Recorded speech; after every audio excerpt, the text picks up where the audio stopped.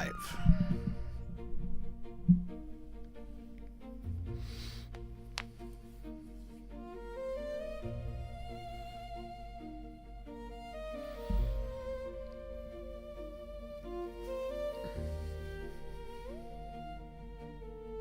Hey, Marky, how we doing, sir?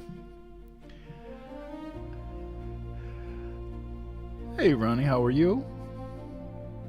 I think everybody's excited for this one.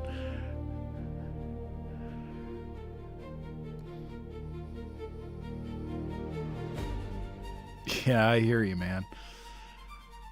Is Ezra with you? Hey, Sarah.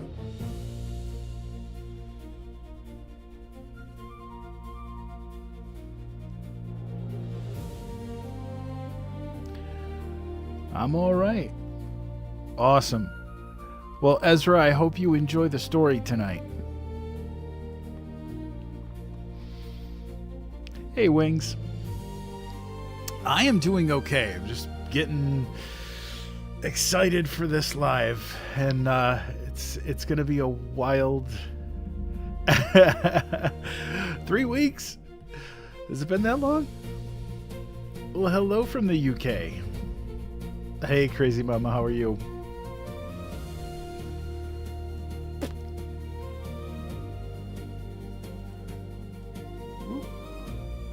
Alrighty then. Yes, the cover art.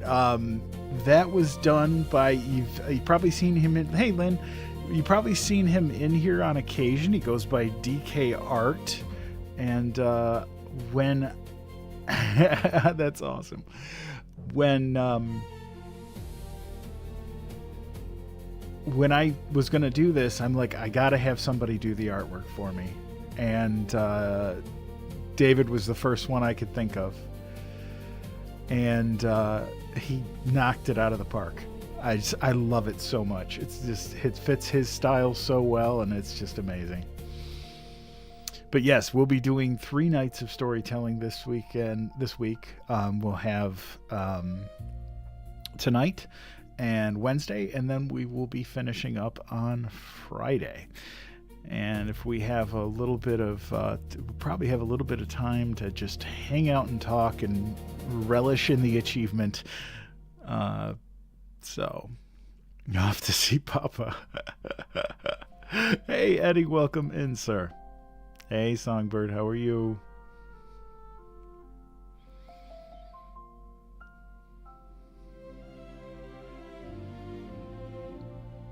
Oh! Well, Mama Smalls, break a leg. Break a leg. You come back and tell us if you got it, okay? Hey, Shelly, how are you?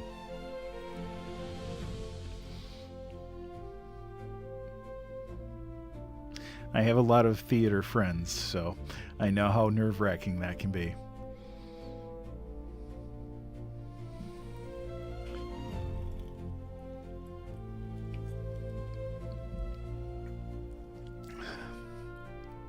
Hey, Joe, how are you? Well, we're going to give it another minute here for people to filter in, and then we'll get started. See, and here's the thing, Marky. Everybody says that, but there are, if you listen to shows and stuff, there is a market for all kinds of voices. So there's no harm in dipping your toes in the water, man. I am so glad you made it too. Truly. This is going to be,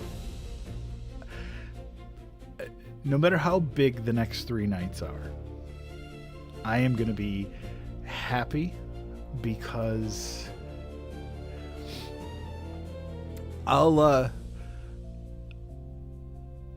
shoot you some resources.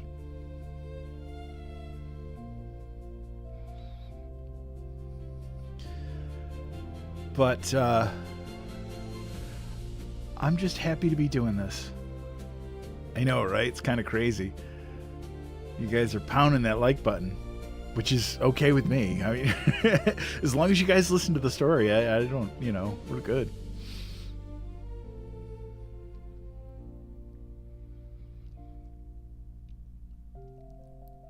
Oh, that's amazing. So I have a friend who lives in Michigan, and she actually is doing her first production or second production. She got out of a really awful marriage that stifled everything for her, and she hadn't done a production in like 14 years, and she's back at it now, and it's amazing. I really, it's anybody that can do that is so good. I could never do stage acting. I'll stick to voice acting. Hey Casey, how are you? All right, well, I think it's time to get started. We've got some ground to cover tonight.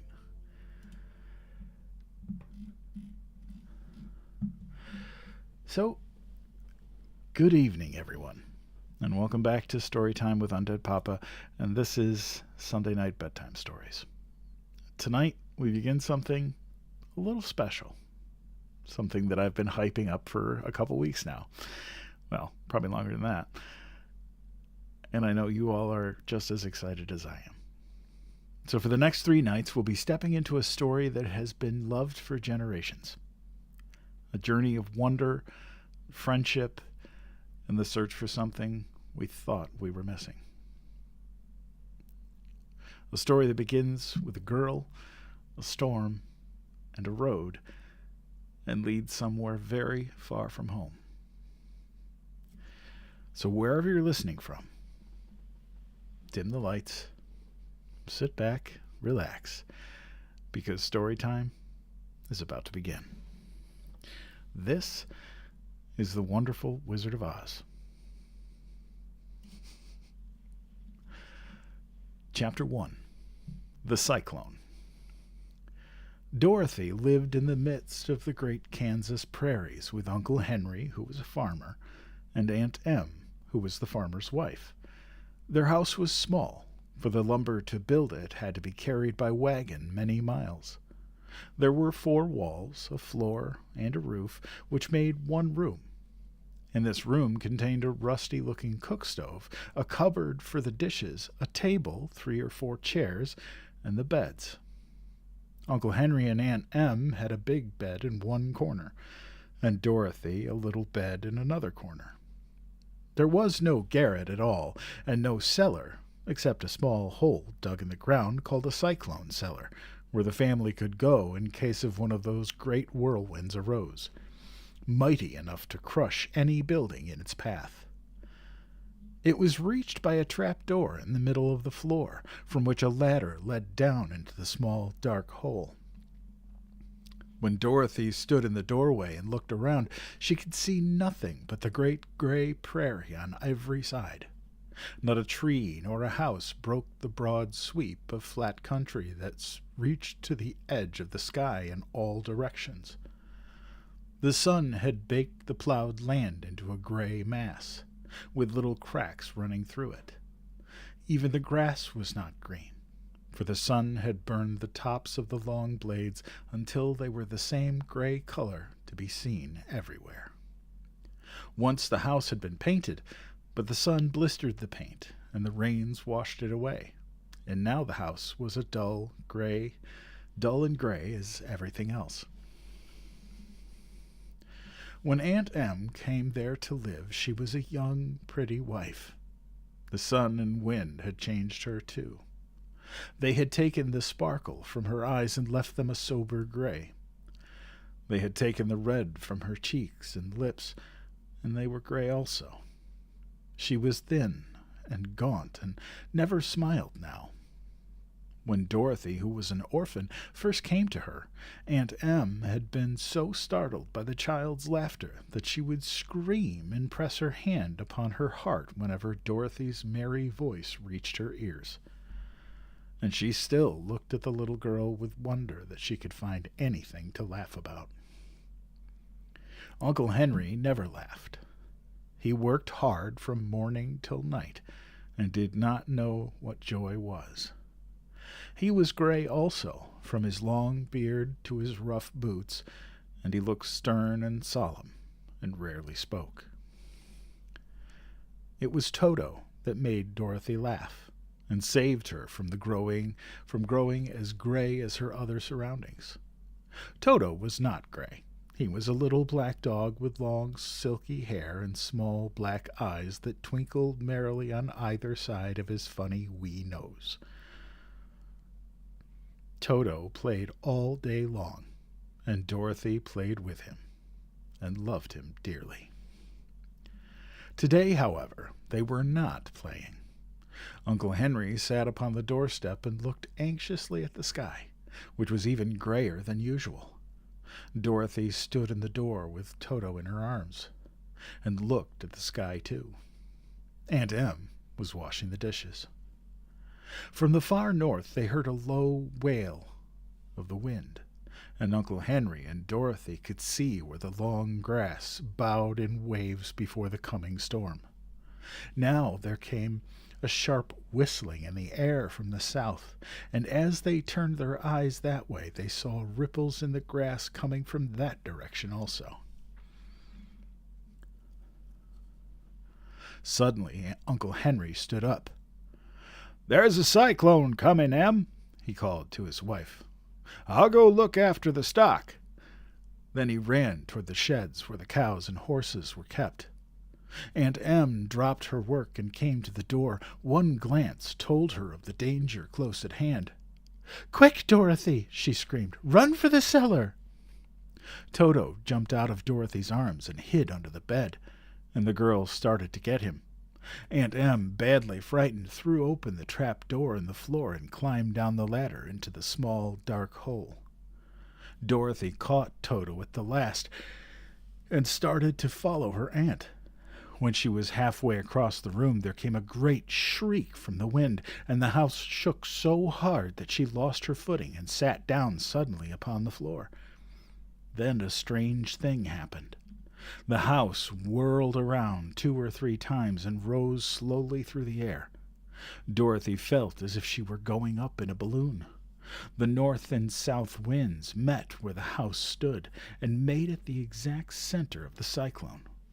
In the middle of a cyclone, the air is generally still, but the great pressure of the wind on every side of the house raised it up higher and higher until it was at the very top of the cyclone. And there it remained, and was carried miles and miles away as easily as you could carry a feather. It was very dark, and the wind howled horribly around her, but Dorothy found she was riding quite easily.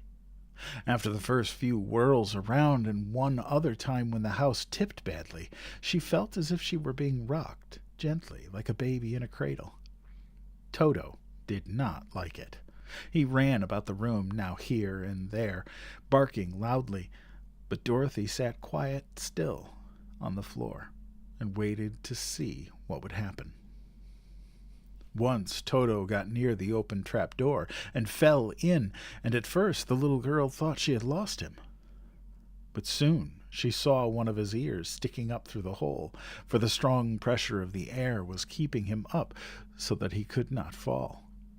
She crept to the hole, caught Toto by the ear, and dragged him into the room again, afterward closing the trap door so that no more accidents could happen. Hour after hour passed away, and slowly Dorothy got over her fright, but she felt quite lonely, and the wind shrieked so loudly all about her that she nearly became deaf. At first she wondered if she would be dashed to pieces when the house fell again, but as the hours passed and nothing terrible happened, she stopped worrying and resolved to wait calmly and see what the future would bring. At last she crawled over the swaying floor to her bed and lay down upon it, and Toto followed and lay down beside her.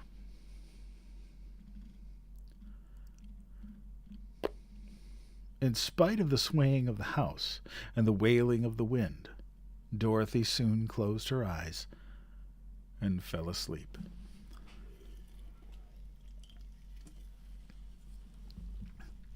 Well, thank you all for being here. I started about 10 minutes ago. So we just finished chapter 1. If you're just coming in, you are right on time.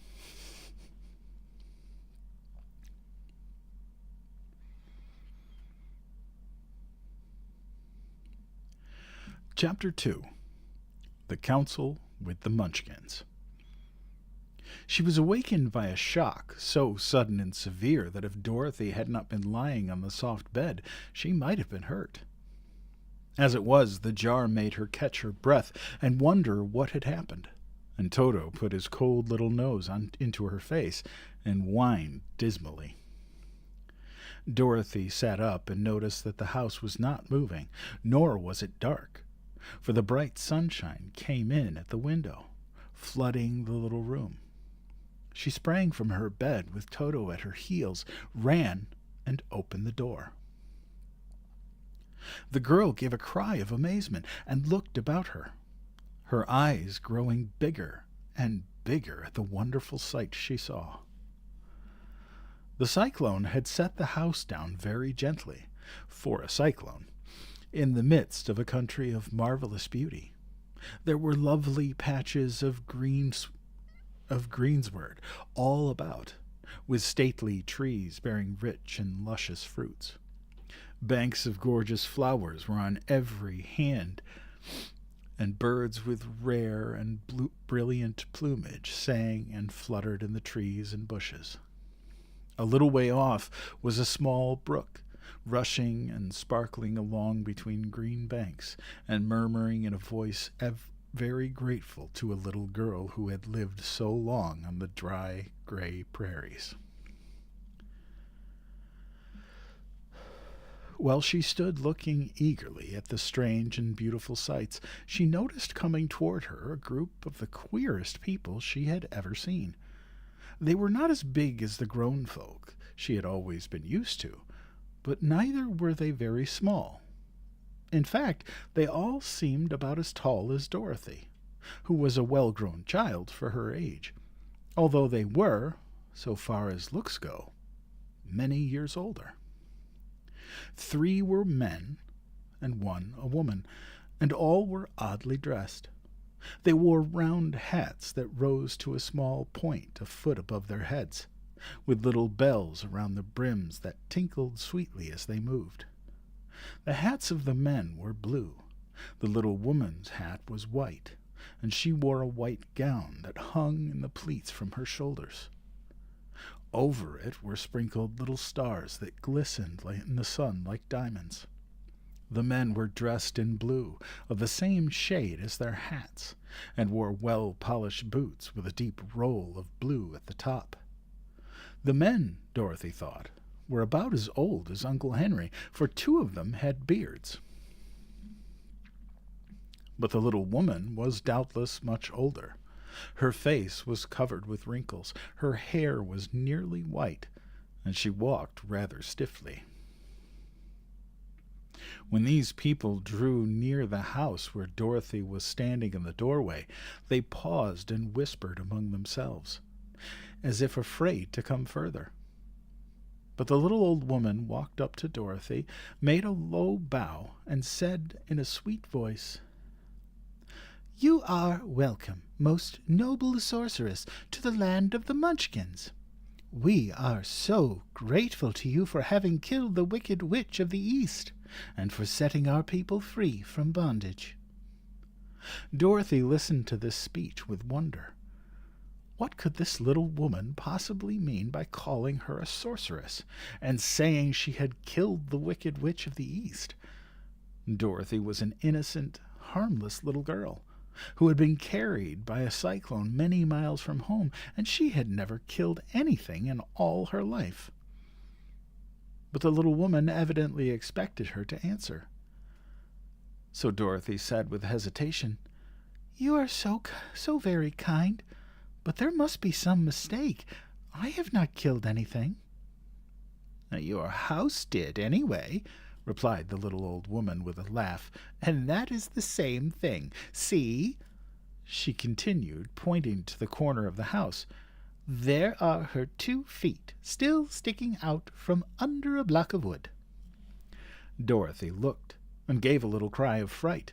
There, indeed, just under the corner of the great beam of the house rested on, 2 feet were sticking out, shod in silver shoes with pointed toes.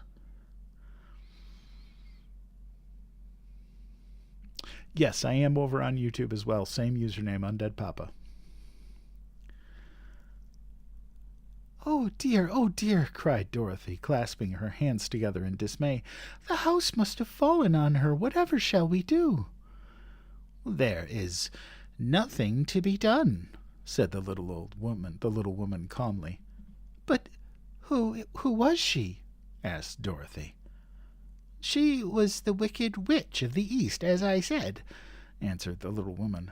"She has held all the Munchkins in bondage for many years, making them slave for her night and day. Now they are all set free and are grateful to you for the favor." "Who are the Munchkins?" inquired Dorothy. "They are the people who live in this land of the East where the Wicked Witch ruled." "Are you a Munchkin?" asked Dorothy. "No, I am their friend, although I live in the land of the North. When they saw the Witch of the East was dead, the Munchkins sent a swift messenger to me, and I came at once. I am the Witch of the North." "Oh, gracious!" cried Dorothy. "Are you a real witch?" "Yes, indeed," answered the little woman. "But I am a good witch, and the people love me. I am not as powerful as the Wicked Witch was who ruled here, or I should have set the people free myself." "But I thought all witches were wicked," said the girl, who was half frightened at facing a real witch. "Oh, no, that is a great mistake. There were only 4 witches in the land of Oz, and 2 of them, those who live in the North and the South, are good witches. I know this is true, for I am one of them myself and cannot be mistaken. Those who dwelt in the East and the West were indeed wicked witches, but now you have killed one of them. There is but one wicked witch in all the land of Oz, the one who lives in the West." "But," said Dorothy after a moment's thought, "Aunt Em has told me that the witches were all dead years and years ago." "Who is Aunt Em?" inquired the little woman. "She is my aunt who lives in Kansas, where I came from." The Witch of the North seemed to think for a time, with her head bowed and her eyes upon the ground. Then she looked up and said, "I do not know where Kansas is, for I have never heard that country mentioned before. Do tell me, is it a civilized country?" "Oh, yes," replied Dorothy. "Then that accounts for it. In the civilized countries I believe there are no witches left, nor wizards, nor sorceresses, or more magicians. But you see, the land of Oz has never been civilized, for we are cut off from all the rest of the world. Therefore we still have witches and wizards among us." "Who are the wizards?" asked Dorothy. "Oz himself is the great wizard," answered the witch, sinking her voice to a whisper. "He is more powerful than all the rest of us together. He lives in the City of Emeralds." Dorothy was going to ask another question, but just then the Munchkins, who had been standing silently by, gave a loud shout and pointed to the corner of the house where the Wicked Witch had been lying. "What is it?" asked the little old woman, and looked and began to laugh. The feet of the dead witch had disappeared entirely, and nothing was left but the silver shoes. "She was so old," explained the Witch of the North, "that she dried up quickly in the sun. That is the end of her. But the silver shoes are yours, and you shall have them to wear." She reached down and picked up the shoes, and after shaking the dust out of them, handed them to Dorothy. The witch of the East was proud of these silver shoes, and there is some charm connected with them, but what it is we never knew. Dorothy carried the shoes into the house and placed them on the table.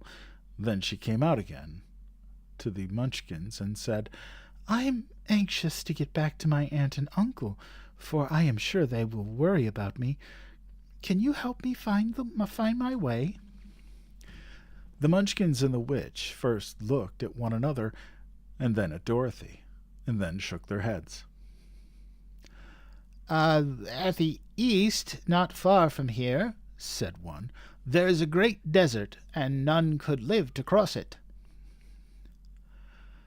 "It is the same at the south," said another, "for I have been there and seen it. The south is the country of the Quadlings." "I'm told," said the third man, "that it is the same as at the west, and that country, where the Winkies live, is ruled by the wicked witch of the west, who would make you her slave if you passed her way." "The north is my home," said the old lady, "and at its edge is the same great desert that surrounds this land of Oz. I am afraid, my dear, you will have to live with us." Dorothy began to sob at this, for she felt lonely among all these strange people. Her tears seemed to grieve the kind-hearted Munchkins, for they immediately took out their handkerchiefs and began to weep also. As for the little old woman, she took off her cap and balanced the point on the end of her nose while she counted, 1, 2, 3, in a solemn voice.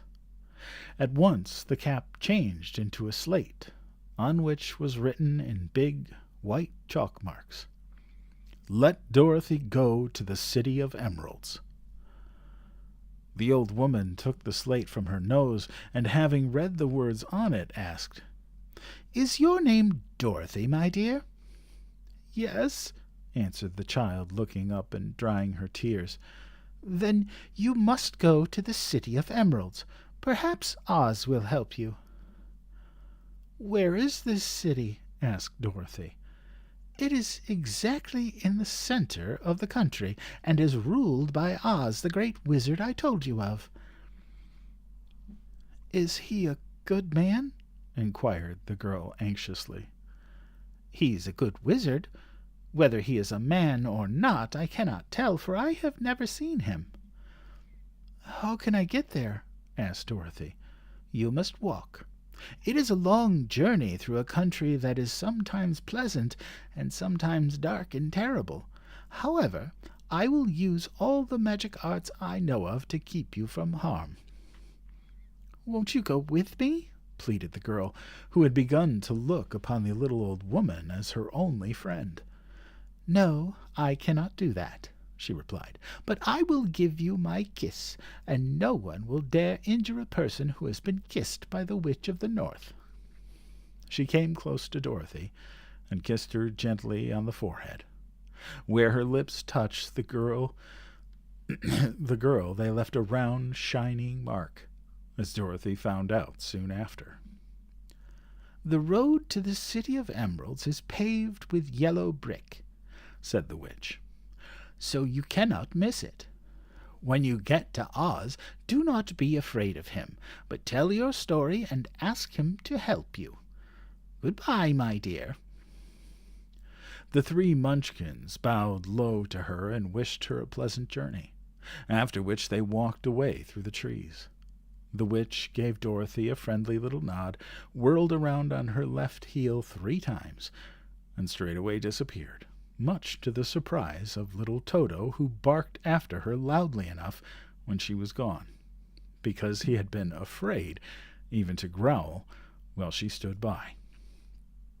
But Dorothy, knowing her to be a witch, had expected her to disappear in just that way, and was not surprised in the least.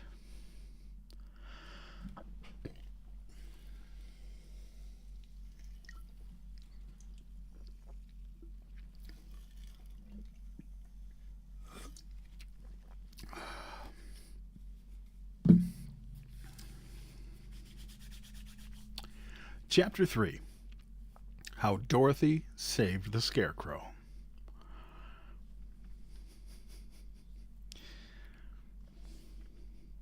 When Dorothy was left alone, she began to feel hungry. So she went to the cupboard and cut herself some bread, which she spread with butter. She gave some to Toto, and taking a pail from the shelf, she carried it down to the little brook and filled it with clear, sparkling water. Toto ran over to the trees and began to bark at the birds sitting there. Dorothy went to get him and saw such delicious fruit hanging from the branches that she gathered some of it, finding it just what she wanted to help out her breakfast.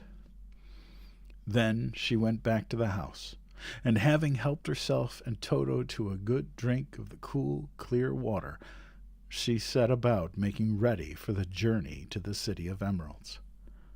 Dorothy had only one other dress, but that happened to be clean and was hanging on a peg beside her bed. It was gingham with checks of white and blue, and although the blue was somewhat faded with many washings, it was still a pretty frock. The girl washed herself carefully, dressed herself in the clean gingham, and tied her pink sunbonnet on her head. She took a little basket and filled it with bread from the cupboard, laying a white cloth over the top. Then she looked down at her feet and noticed how old and worn her shoes were. "They surely will never do for a long journey, Toto," she said, and Toto looked up into her face with his little black eyes and wagged his tail to show he knew what she meant.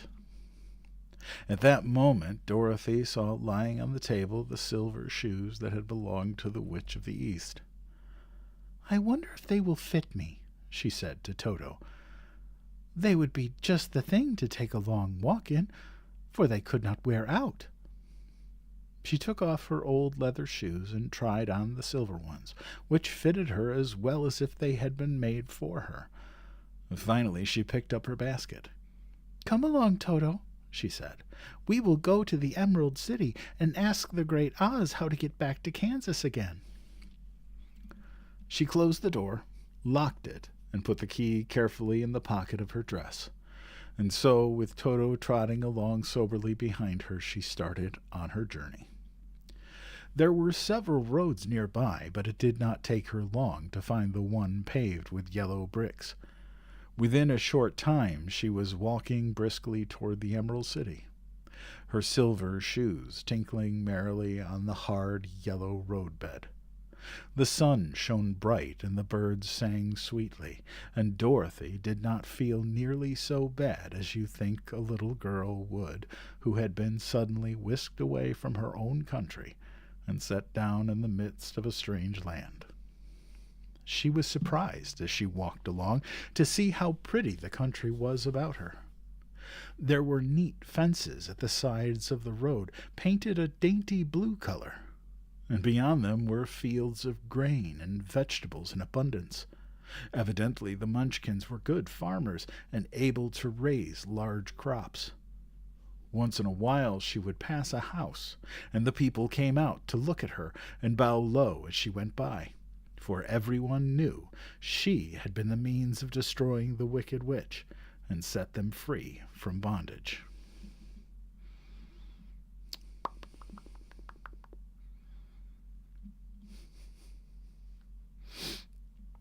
The houses of the Munchkins were odd-looking dwellings, for each was round with a big dome for a roof.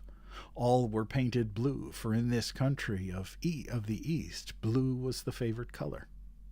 Toward evening, when Dorothy was tired with her long walk and began to wonder where she should pass the night, she came to a house rather larger than the rest. On the green lawn before it many men and women were dancing. 5 little fiddlers played as loudly as possible, and the people were laughing and singing, while a big table nearby was loaded with delicious fruits and nuts, pies and cakes, and many other good things to eat. The people greeted Dorothy kindly and invited her to supper and to pass the night with them. for this was the home of one of the richest munchkins in the land, and his friends were gathered with him to celebrate their freedom from the bondage of the wicked witch. Dorothy ate a hearty supper and was waited upon by the rich munchkin himself, whose name was Buck. Then she sat upon a settee and watched the people dance.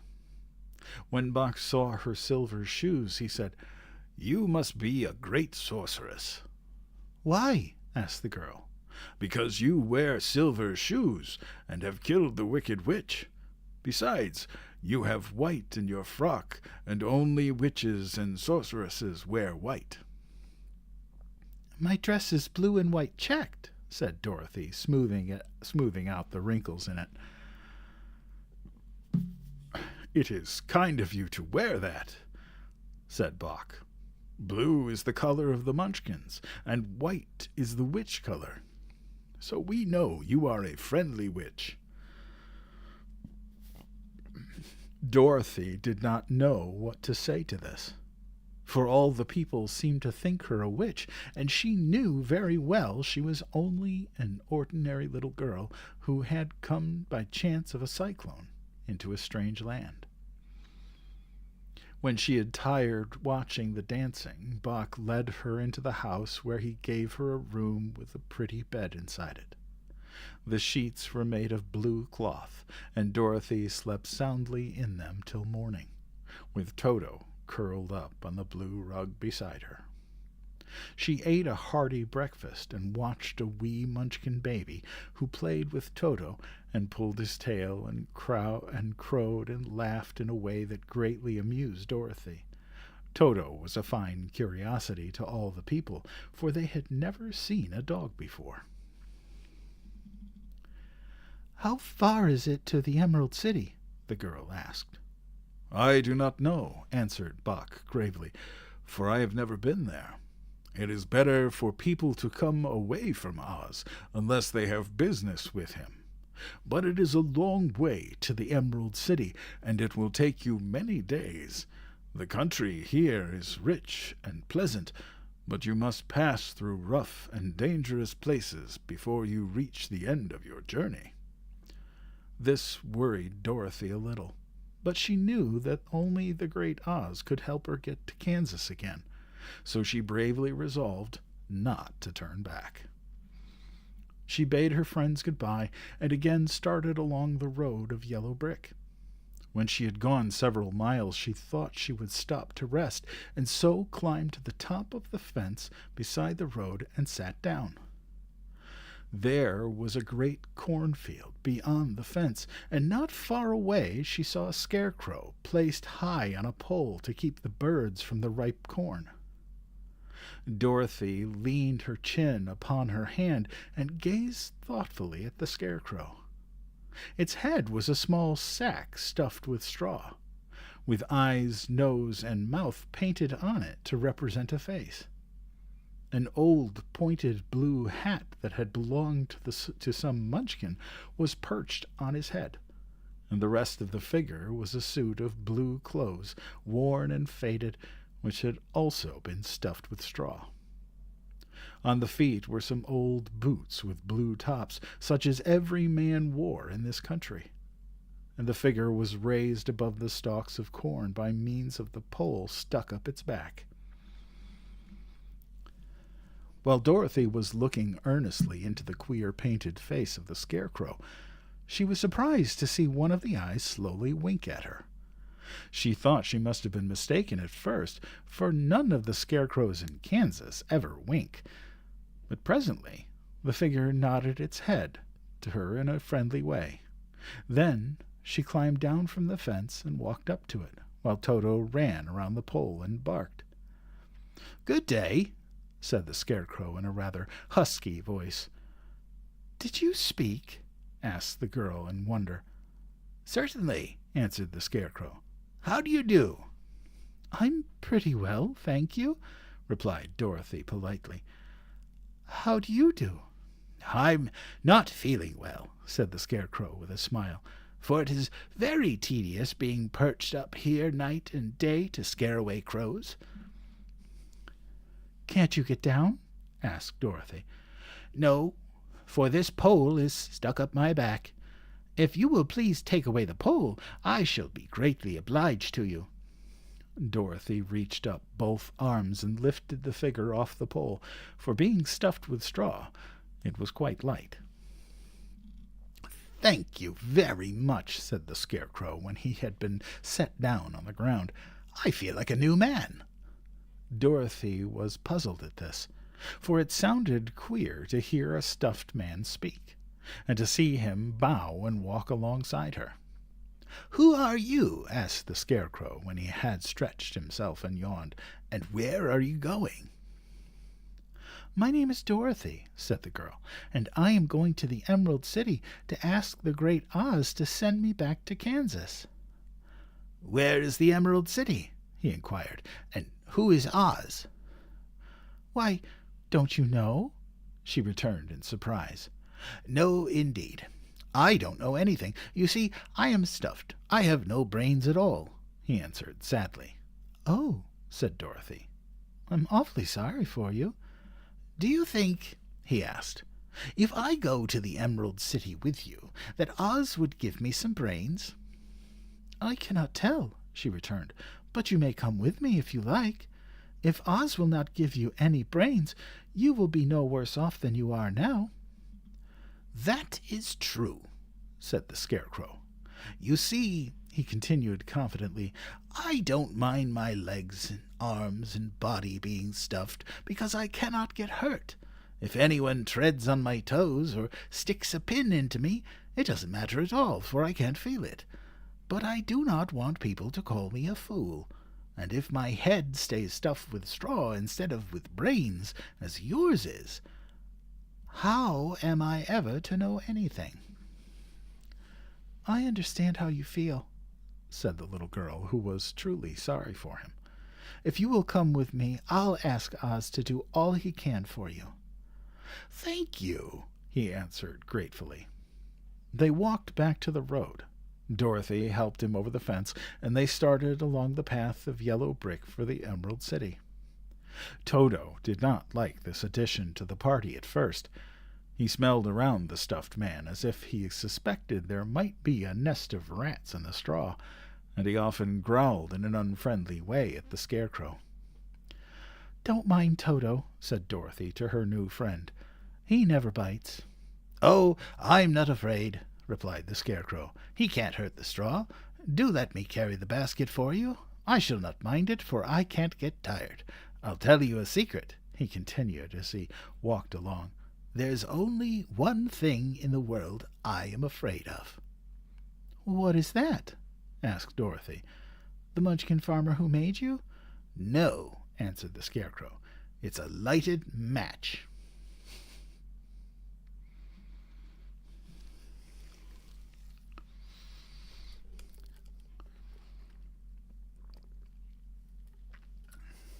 Well, thank you guys for being here and enjoying this with me. Hey, Tessa.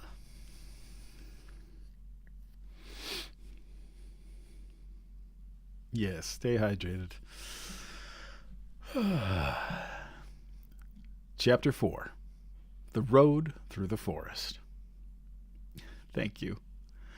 After a few hours, the road began to be rough, and the walking grew so difficult that the Scarecrow often stumbled over the yellow bricks, which were here very uneven. Sometimes, indeed, they were broken or missing altogether, leaving holes that Toto jumped across and Dorothy walked around. As for the Scarecrow, having no brains, he walked straight ahead, and so stepped into the holes and fell at full length on the hard bricks. It never hurt him, however, and Dorothy would pick him up and set him upon his feet again, while he joined her in laughing merrily at his own mishap. The farms were not nearly so well cared for here as they were further back. There were fewer houses and fewer fruit trees, and the farther they went, the more dismal and lonesome the country became. At noon they sat down by the roadside, near a little brook, and Dorothy opened her basket and got out some bread. She offered a piece to the Scarecrow, but he refused. "I am never hungry," he said, "and it is lucky thing I am not, for my mouth is only painted, and if I should cut a hole in it so I could eat, the straw I am stuffed with would come out. That would spoil the shape of my head." Dorothy saw at once that this was true, so she only nodded and went on eating her bread. "Tell me something about yourself and the country you came from," said the Scarecrow when she had finished her dinner. So she told him all about Kansas, and how gray everything was there, and how the cyclone had carried her to this queer land of Oz. The Scarecrow listened carefully and said, "I cannot understand why you should wish to leave this beautiful country and go back to the dry, gray place you call Kansas." "Well, that is because you have no brains," answered the girl. "No matter how dreary and gray our homes are, we people of flesh and blood would rather live there than in any other country, be it ever so beautiful. There's no place like home." The Scarecrow sighed. "Of course I cannot understand," he said. "If your heads were stuffed with straw like mine, you would probably all live in beautiful places, and then Kansas would have no people in it at all. It is fortunate for Kansas that you have brains." "Why don't you tell me a story while we are resting?" asked the child. The Scarecrow looked at her reproachfully and answered, "My life has been so short that I really know nothing whatever. I was only made a day before yesterday. What happened in the world before that time is all unknown to me. Luckily, when the farmer made my head, one of the first things he did was to paint my ears so that I heard what was going on. There was another Munchkin with him, and the first thing I heard was the farmer saying, 'How do you like those ears?' 'They aren't straight,' answered the other. 'Never mind,' said the farmer. 'They are ears just the same,' which was true enough. 'Now I'll make the eyes,' said the farmer. So he painted my right eye, and as soon as it was finished I found myself looking at him and at everything around me with a great deal of curiosity, for this was my first glimpse of the world." "That is a rather pretty eye," remarked the Munchkin who was watching the farmer. "Blue paint is just the color for eyes." "I think I'll make the other a little bigger," said the farmer. And when the second eye was done, I could see much better than before.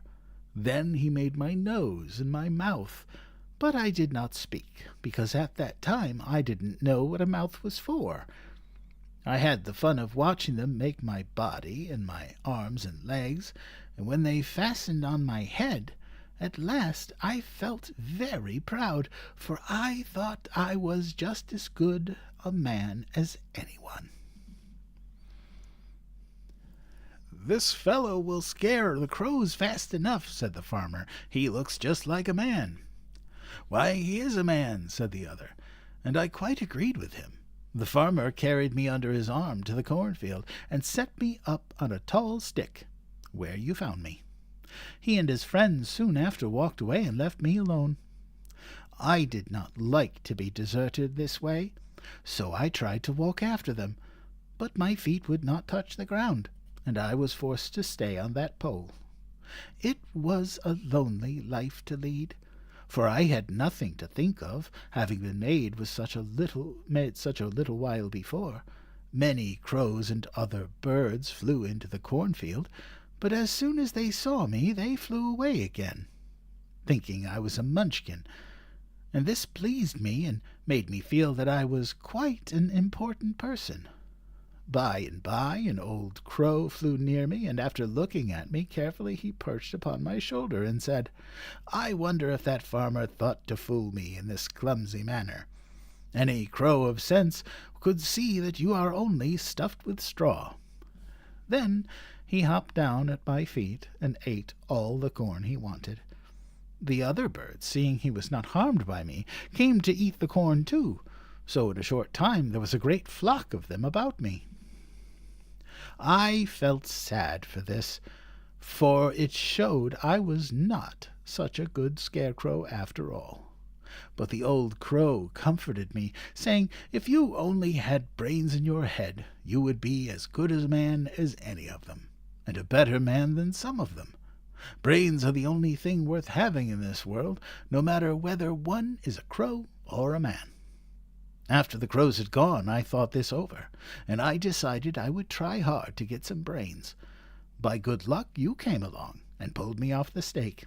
And from what you say, I am sure the great Oz will give me brains as soon as we get to the Emerald City.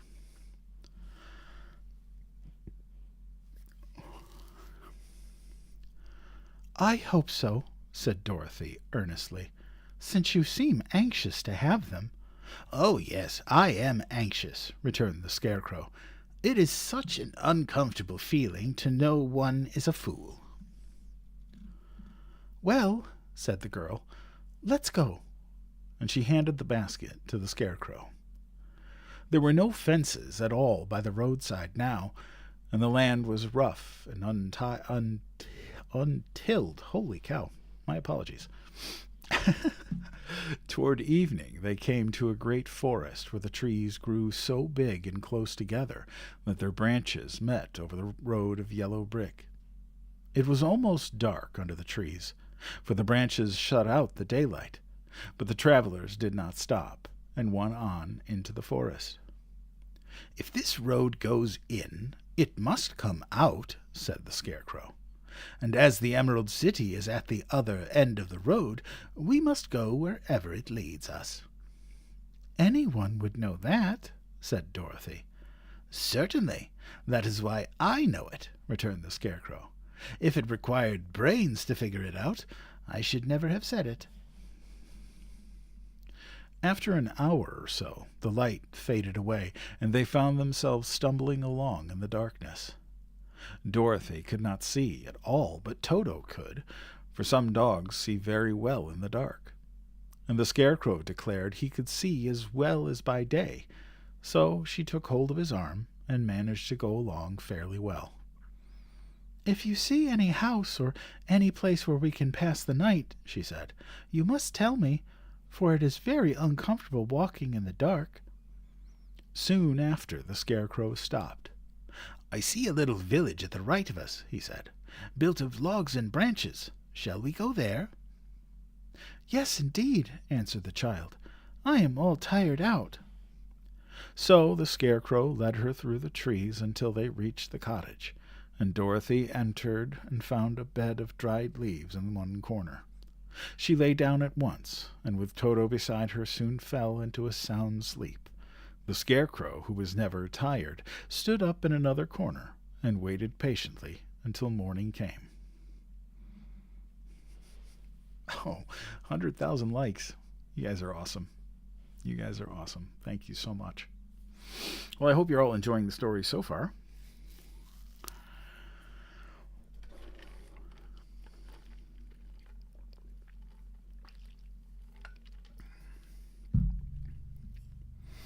For those of you that don't know, tonight's artwork was created by a gentleman who is in the chat right now, Mr. DK Art.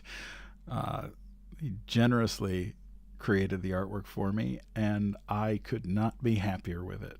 Please go check out his page, and there is a link there to something special that you may want to grab. It's this.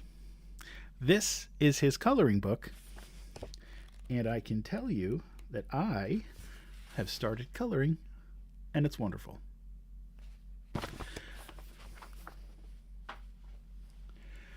Thank you, David. You are a god amongst men.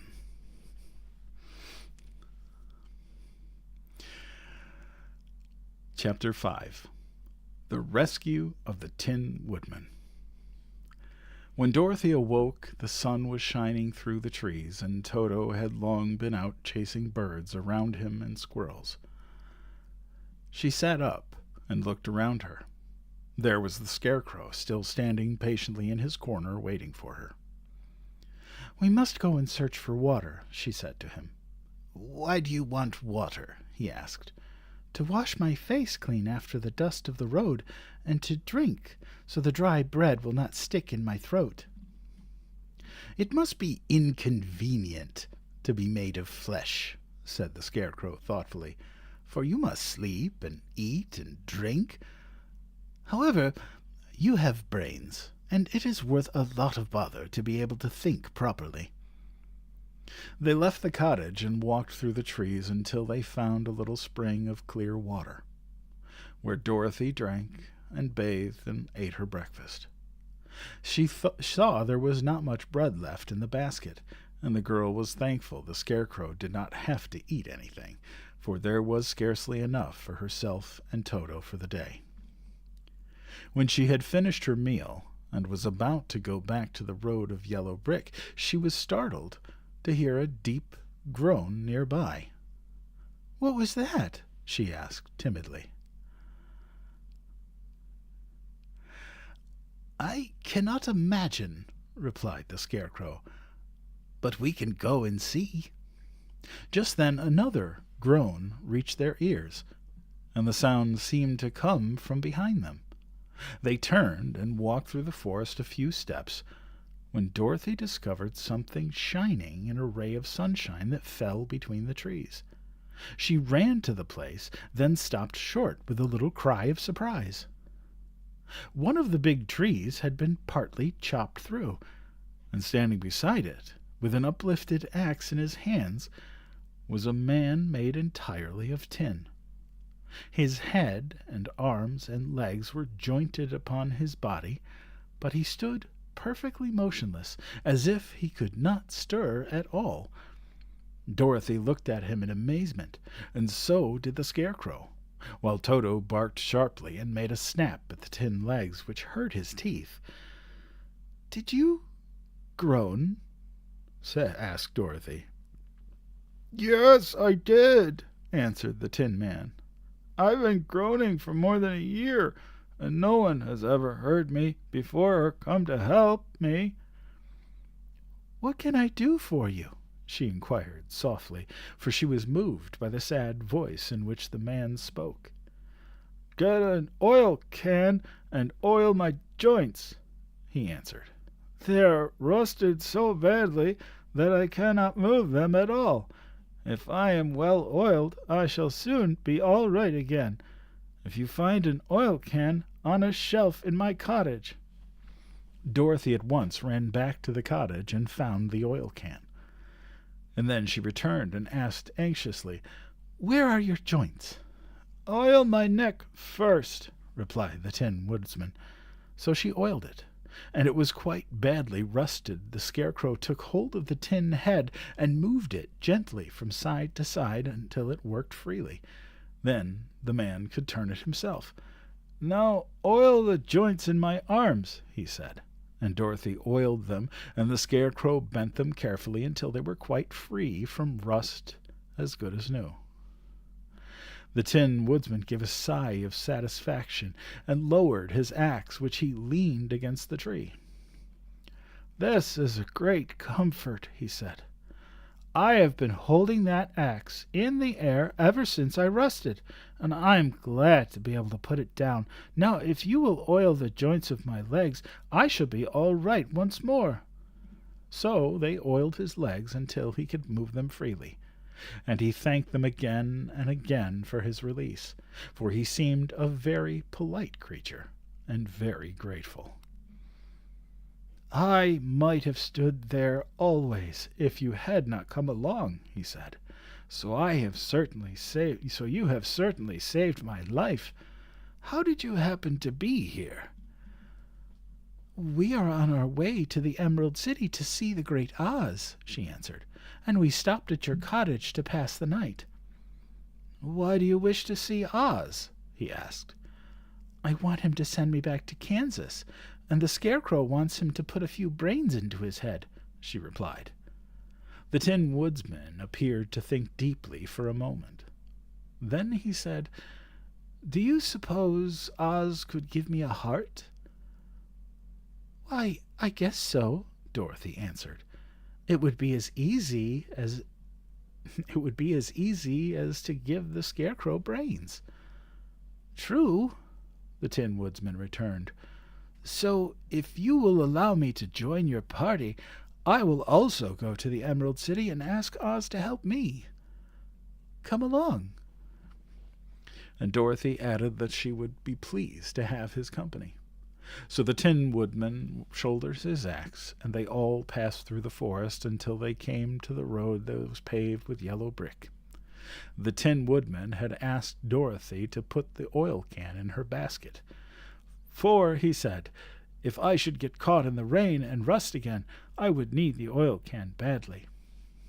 It was a bit of good luck to have their new comrade join the party, for soon after they had begun their journey again, they came to a place where the trees and branches grew so thick over the road that the travelers could not pass.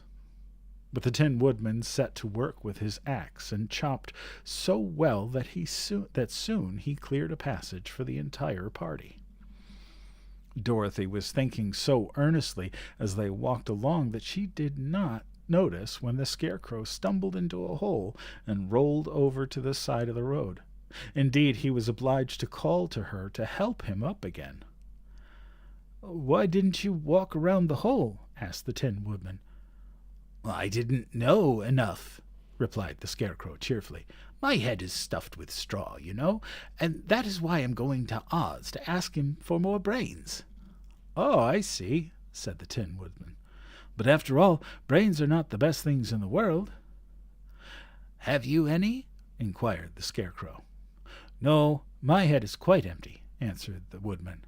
"But once I had brains, and a heart also, so having tried them both, I should much rather have a heart." "And why is that?" "I will tell you my story, and then you will know." So, while they were walking through the forest, the Tin Woodman told the following story. "I was born the son of a woodman who chopped down trees in the forest and sold the wood for a living. When I grew up, I too became a wood chopper, and after my father died, I took care of my old mother as long as she lived. Then I made up my mind that instead of living alone, I would marry, so that I might not become lonely. There was one of the Munchkin girls who was so beautiful that I soon grew to love her with all my heart. She, on her part, promised to marry me as soon as I could earn enough money to build a better house for her. So I set to work harder than ever. But the girl lived with an old woman who did not want her to marry anyone, for she was so lazy she wished the girl to remain with her and do the cooking and the housework. So the old woman went to the Wicked Witch of the East, and promised her 2 sheep and a cow if she would prevent the marriage. Thereupon the Wicked Witch enchanted my axe, and when I was chopping away at my best one day, for I was anxious to get the new house and my wife as soon as possible, the axe slipped all at once and cut off my leg. This at first seemed a great misfortune, for I knew a one-legged man could not do very well as a wood-chopper. So I went to a tinsmith and had him make me a new leg out of tin. The leg worked very well once I was used to it. But my action angered the Wicked Witch of the East, for she had promised the old woman I should not marry the pretty Munchkin girl. When I began chopping again, my axe slipped and cut off my right leg.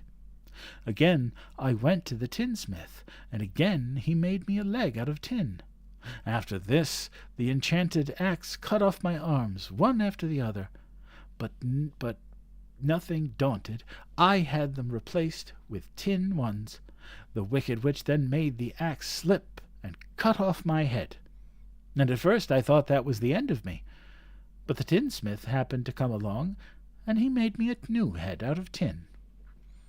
I thought I had beaten the Wicked Witch then, and I worked harder than ever. But I little knew how cruel my enemy could be. She thought of a new way to kill my love for the beautiful Munchkin maiden, and made my axe slip again, so that it cut right through my body, splitting me in 2 halves.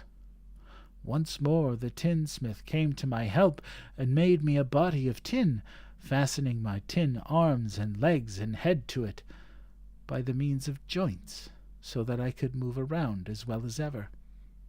But, alas, I had now no heart, so that I lost all my love for the Munchkin girl, and did not care whether I married her or not. I suppose she is still living with the old woman, waiting for me to come after her. My body shone so brightly in the sun that I felt very proud of it, and it did not matter now if my axe slipped, for it could not cut me. There was only one danger, that my joints would rust, but I kept an oil can in my cottage, and took care to oil myself whenever I needed it. However, there came a day when I forgot to do this, and being caught in a rainstorm before I thought of the danger, my joints had rusted, and I was left to stand in the woods until you came to help me. It was a terrible thing to undergo, but during the year I stood there, I had time to think that the greatest loss I had ever known was the loss of my heart. While I was in love, I was the happiest man on earth, but no one can love who has not a heart, and so I am resolved to ask Oz to give me one. If he does, I will go back to the Munchkin maiden and marry her. Both Dorothy and the Scarecrow had been greatly interested in the story of the Tin Woodman, and now they knew why he was so anxious to get a new heart. "All the same," said the Scarecrow, "I shall ask for brains instead of a heart, for a fool would not know what to do with a heart if he had one." "I shall take the heart," returned the Tin Woodman, "for brains do not make one happy, and happiness is the best thing in the world." Dorothy did not say anything, for she was puzzled to know which of her two friends was right, and she decided if she could only get back to Kansas and Aunt Em, it did not matter so much whether the Woodman had no brains, or the Scarecrow no heart, or each got what they wanted. What worried her most was that the bread was nearly gone, and another meal for herself and Toto would empty the basket. To be sure, neither the Woodman nor the Scarecrow ever ate anything, but she was not made of tin or straw, and she could not live unless she was fed.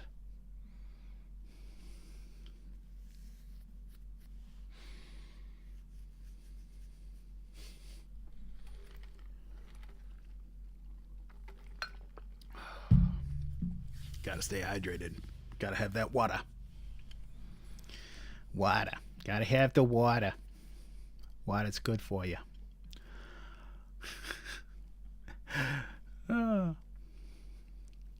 Chapter 6. The Cowardly Lion.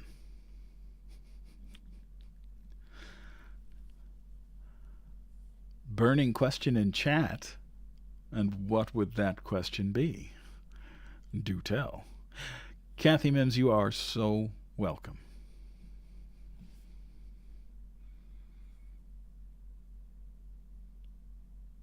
Did I get a haircut? No, this is the same haircut.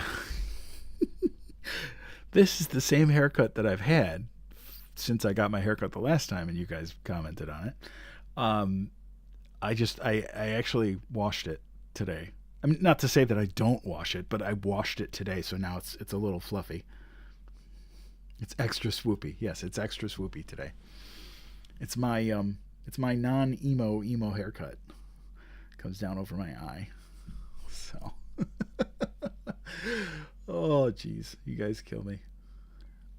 I should be happy you guys notice. I did clean up for you all.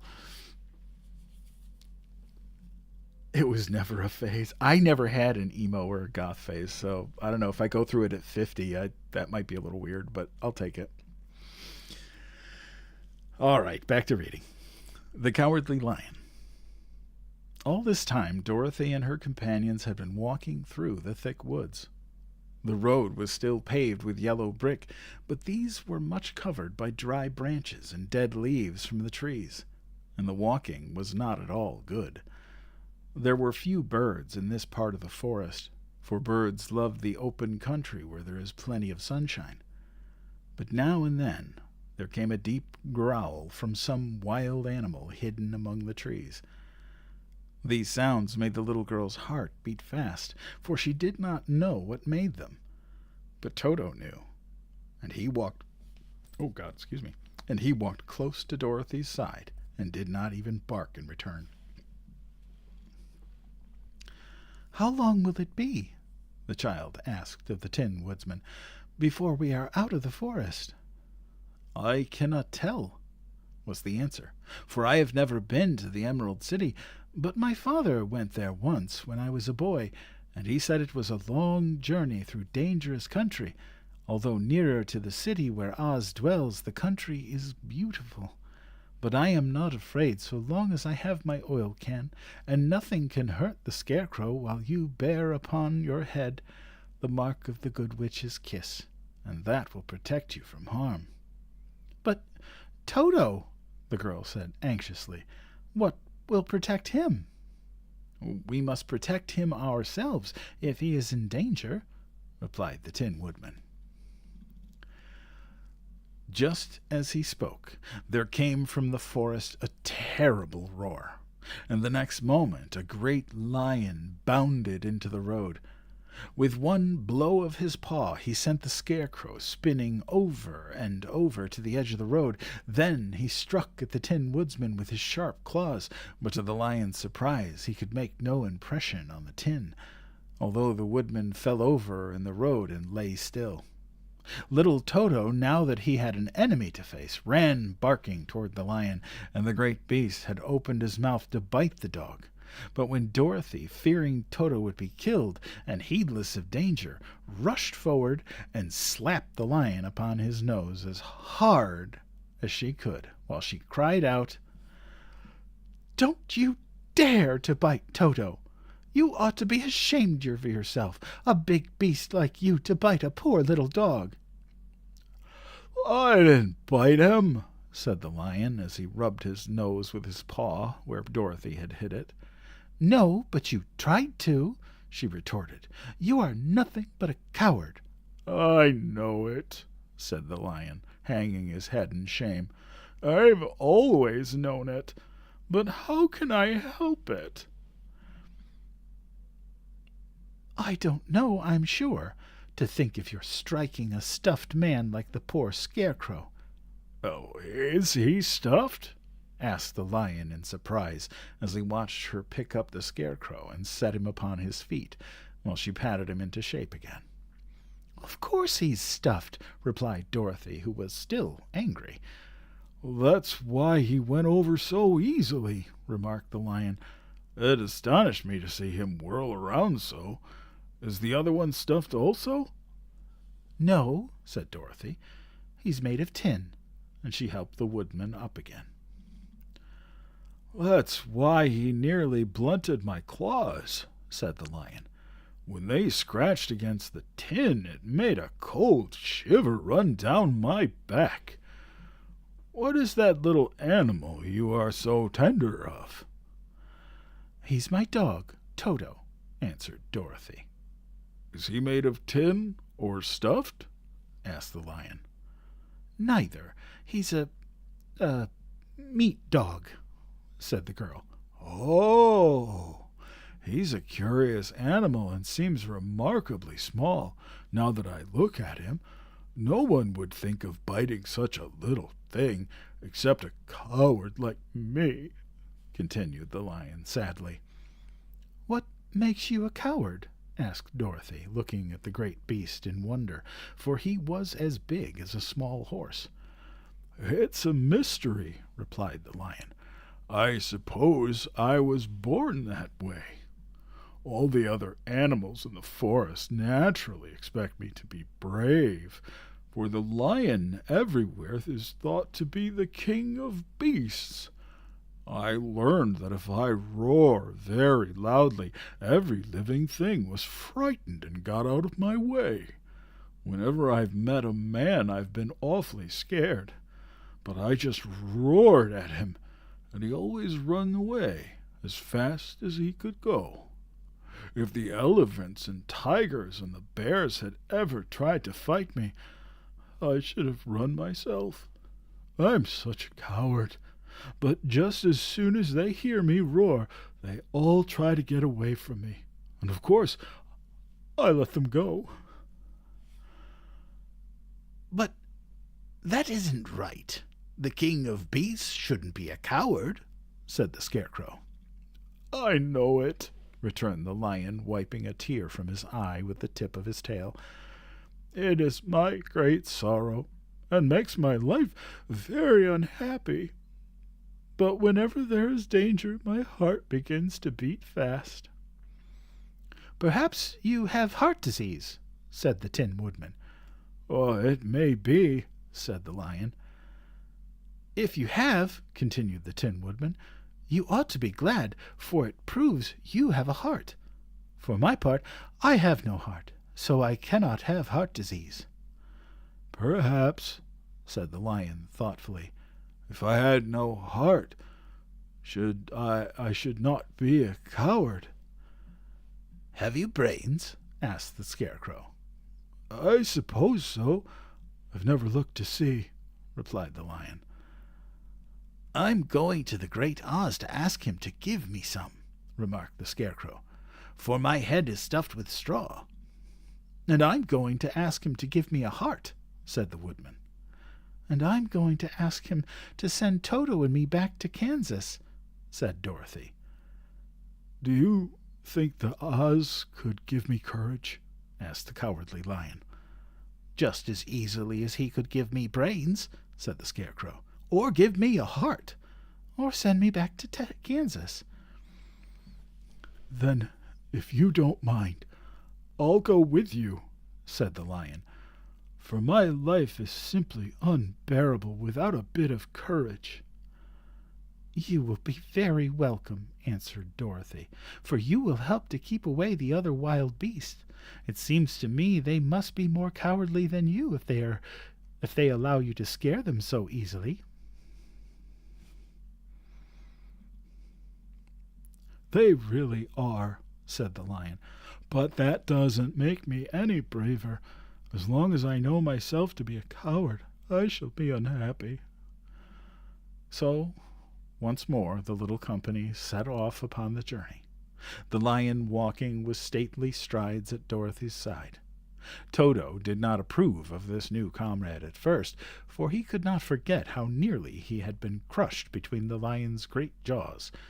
But after a time he became more at ease, and presently Toto and the Cowardly Lion had grown to be good friends. During the rest of that day there was no other adventure to mar the peace of their journey. Once, indeed, the Tin Woodman stepped upon a beetle that was crawling along the road, and killed the poor little thing. This made the Tin Woodman very unhappy, for he was always careful not to hurt any living creature. And as he walked along, he wept several tears of sorrow and regret. These tears ran slowly down his face and over the hinges of his jaw, and there they rusted. The Tin Woodman could not open his mouth, for his jaws were tightly rusted together. He became greatly frightened at this, and made many motions to Dorothy to relieve him, but she could not understand. The Lion was also puzzled to know what was wrong. But the Scarecrow seized the oil can from Dorothy's basket and oiled the Woodsman's jaws, so that after a few moments he could talk as well as before. "This will serve me a lesson," said he, "to look where I step. For if I should kill another bug or beetle, I should surely cry again, and crying rests my jaws so that I cannot speak." Thereafter he walked very carefully, with his eyes on the road, and when he saw a tiny ant toiling by, he would step over it so as not to harm it. The Tin Woodman knew very well he had no heart, and therefore he took great care never to be cruel or unkind to anything. "You people with hearts," he said, "have something to guide you, and need never do wrong. But I have no heart, so I must be very careful, When Oz gives me a heart, of course, I needn't mind so much.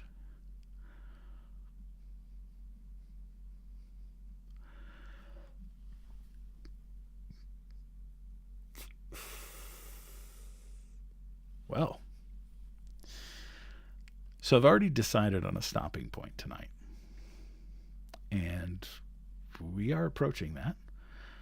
But I do think we're going to spend the next at least half an hour, 40 minutes, but we shall see. Thank you for staying with me. This has been an incredible amount of fun, and I cannot wait until Friday, Wednesday and Friday, to share this story, to share the rest of this story with you. Kathy, no, I'm on Sundays, Wednesdays, and Fridays. Normally, I do Sunday night bedtime stories, which is all family-friendly children's chapter books. We've done stuff like Wrinkle in Time, Charlie and the Chocolate Factory, Mrs. Frisbee and the Rats of Nim, 9 p.m. Eastern Standard. And then Wednesdays and Fridays are usually for horror, science fiction. Yes, we did Wind in the Willows and Phantom Tollbooth, and yeah, it's a great time. This, however, is a special event. When I passed 10,000 followers, I decided that I wanted to do a week-long event, and I looked through my books, and it's the Wonderful Wizard of Oz fit perfectly into Sunday, Wednesday, Friday. So this week, it's not the normal lives. It's going to be Sunday, Wednesday, Friday, and we'll finish up with this book. And then next Sunday, we're going to be starting Charlotte's Web. Shelley, if you love horror, you make sure you come in on Wednesdays and Fridays, because we do a lot of that. Oh, cool. What grade do you teach, Kathy?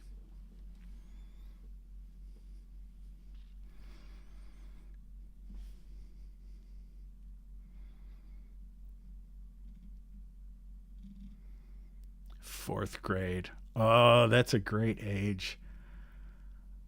That is a great age. Thank you, Dee. All right, well, let me get back to reading here.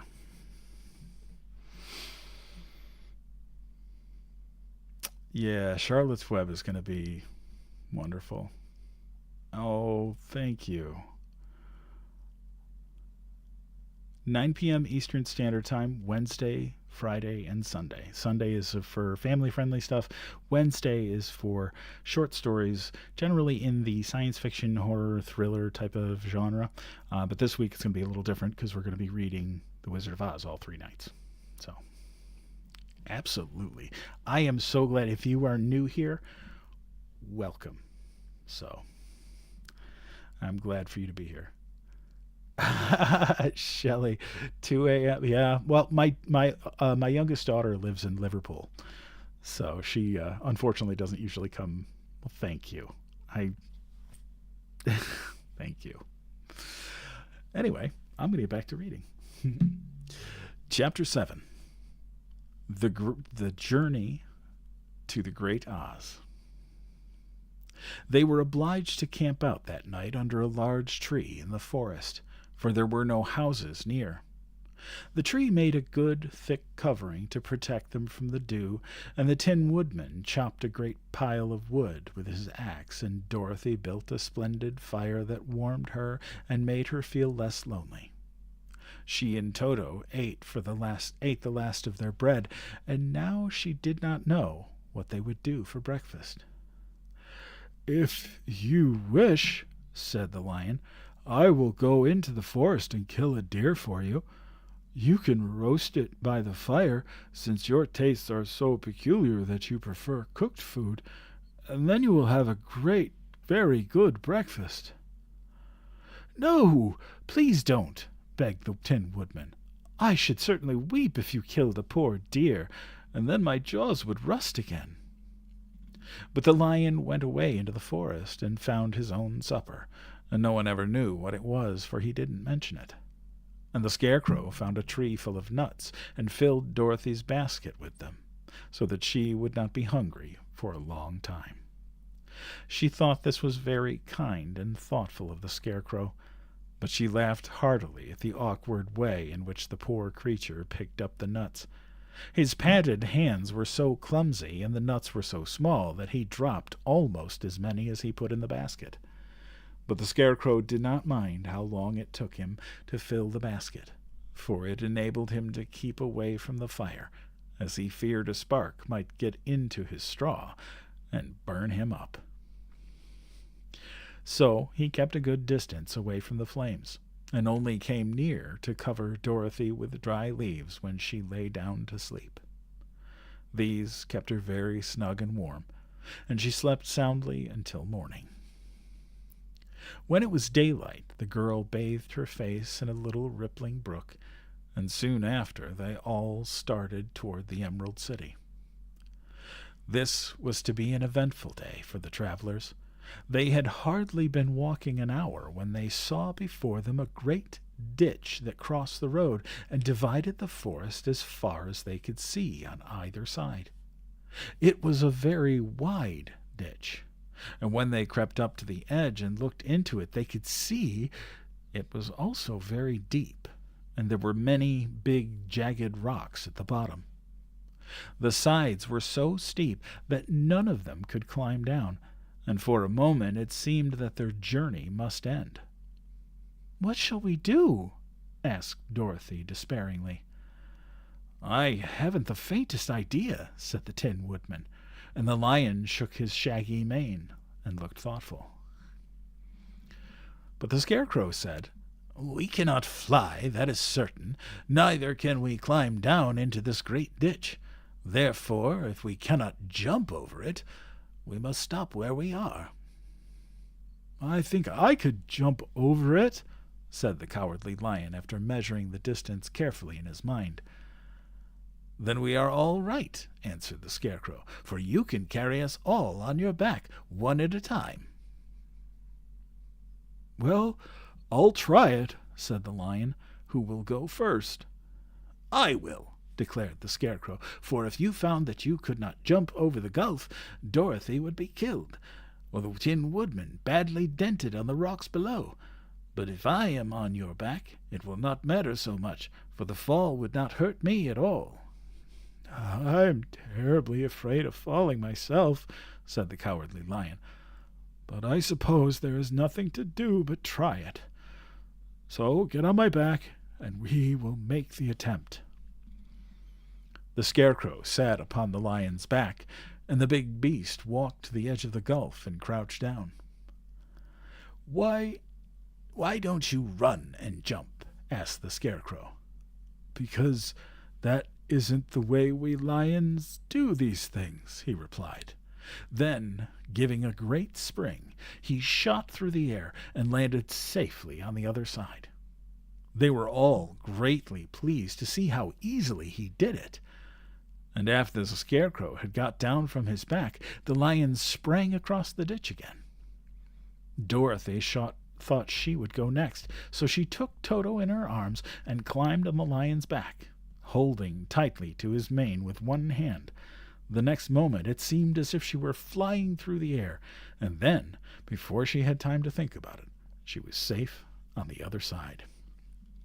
The Lion went back a third time and got the Tin Woodman, and then they all sat down for a few minutes to give the beast the chance to rest, for his great leaps had made his breath short, and he panted like a big dog that has been running too long. They found the forest very thick on this side, and it looked dark and gloomy. After the Lion had rested, they started along the road of yellow brick, silently wondering, each in his own mind, if they would come to the end of the woods and reach the bright sunshine again. To add to their discomfort, they soon heard strange noises in the depths of the forest, and the Lion whispered to them that it was in this part of the country that the Kalidas lived. "What are the Kalidas?" asked the girl. "They are monstrous beasts with bodies like bears and heads like tigers," replied the Lion. and with claws so long and sharp that they could tear me in two as easily as I could kill Toto. I'm terribly afraid of the Kalidas." "I'm not surprised that you are," returned Dorothy. "They must be dreadful beasts." The lion was about to reply when suddenly they came to another gulf across the road. But this one was so broad and deep that the lion knew at once he could not leap across it. So they sat down to consider what they should do. And after brain working faster than my mouth. They sat down to consider what they should do. And after serious thought, the Scarecrow said, "Here is a great tree, standing close to the ditch. If the Tin Woodman can chop it down so that it will fall to the other side, we can cross it easily." "That is a first-rate idea," said the lion. "One would almost suspect you had brains in your head instead of straw." The woodman set to work at once, and so sharp was his axe that the tree was soon chopped nearly through. Then the lion put his strong front legs against the tree and pushed it with all his might, and slowly the big tree tipped and fell with a crash across the ditch, with its top branches on the other side. They had just started to cross this queer bridge when a sharp growl made them look up, and to their horror they saw running toward them two great beasts with bodies like bears and heads like tigers. "They are the Kalidas," said the Cowardly Lion, beginning to tremble. "Quick!" cried the Scarecrow. "Let us cross over." So Dorothy went first, holding Toto in her arms. The Tin Woodman followed. The Scarecrow came next. The lion, although he was certainly afraid, turned to face the Kalidas. And then he gave so loud and terrible a roar that Dorothy screamed, and the Scarecrow fell over backward, while even the fierce beast stopped short and looked at him in surprise. But seeing they were bigger than the lion, and remembering that there were two of them and only one of him, the Kalidas again rushed forward, and the lion crossed over the tree and turned to see what they would do next. Without stopping an instant, the fierce beasts also began to cross the tree, and the lion said to Dorothy, "We are lost. They will surely tear us to pieces with their sharp claws. But stand close beside me. I will fight them as long as I am alive." "Wait a minute," called the Scarecrow. He had been thinking about what was best to be done, and now he asked the woodman to chop away the end of the tree that rested on their side of the ditch. The Tin Woodman began to use his axe at once, and just as the two Kalidas were nearly across, the tree fell with a crash into the gulf, carrying the ugly, snarling brutes with it. And both were dashed to pieces on the sharp rocks at the bottom. "Well," said the Cowardly Lion, drawing a long breath of relief, "I see we are going to live a little while longer, and I am glad of it, for it must be a very uncomfortable thing not to be alive. Those creatures frightened me so badly that my heart is beating yet." "Ah," said the Tin Woodman sadly, "I wish I had a heart to beat." This adventure made the travelers more anxious than ever to get out of the forest, and they walked so fast that Dorothy became tired and had to ride on the lion's back. To their great joy, the trees became thinner the farther they advanced, and in the afternoon they suddenly came upon a broad river flowing swiftly just before them. On the other side of the water they could see the road of yellow brick running through a beautiful country, with green meadows dotted with bright flowers, and all the road bordered with trees hanging full of delicious fruits. They were greatly pleased to see this delightful country before them. "How shall we cross the river?" asked Dorothy. Well, that is easily done, replied the Scarecrow. The Tin Woodman must build us a raft so we can float to the other side. So the Woodman took his axe and began to chop down small trees to make a raft. And while he was busy at this, the Scarecrow found on the riverbank a tree full of fine fruit. This pleased Dorothy, who had eaten nothing but nuts all day, and she made a hearty meal of the ripe fruit.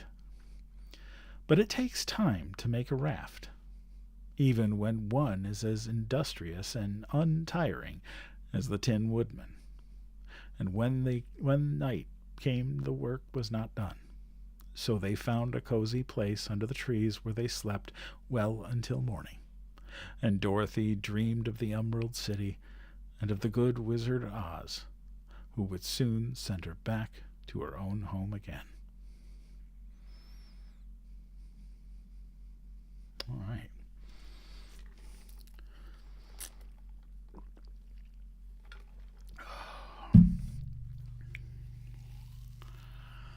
$145,000 likes. You guys are crazy.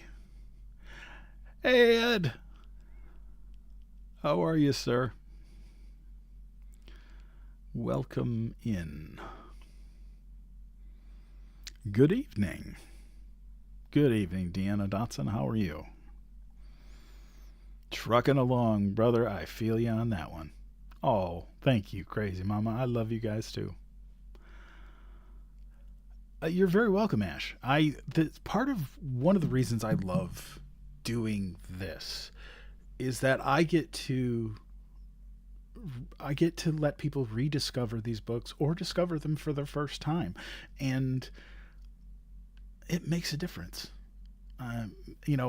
These stories, this live, it's a bit of calm in a storm, you know? You can sit for a couple of hours and hang out with me and listen to a story and just chill, which I love. So, but yeah. And I am so glad that you are all here with me. Well, Ash, you are very welcome. 47, I'm going to be 51 in a couple of weeks. Some other piece of trivia about Mr. David Ketcherside, DK Art. We are birthday buddies. We're both born on May 19th.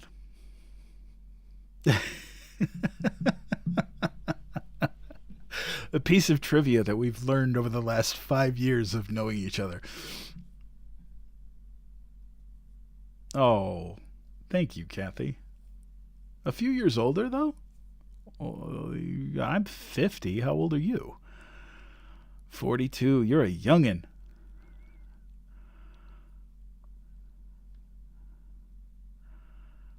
$55. That's all right. All that matters is that you're born on the same day as me.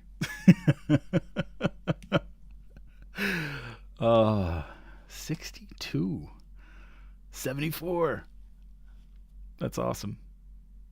I love it. I love it. Be 42 this year. That's awesome.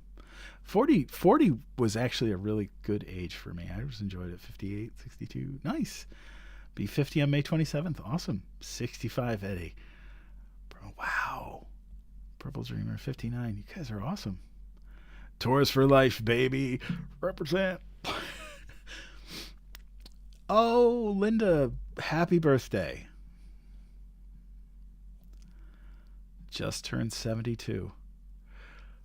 So you guys want to hear a funny fact? So I go through and I look at my analytics, and I seem to do very well with women between the ages of 35 and 55.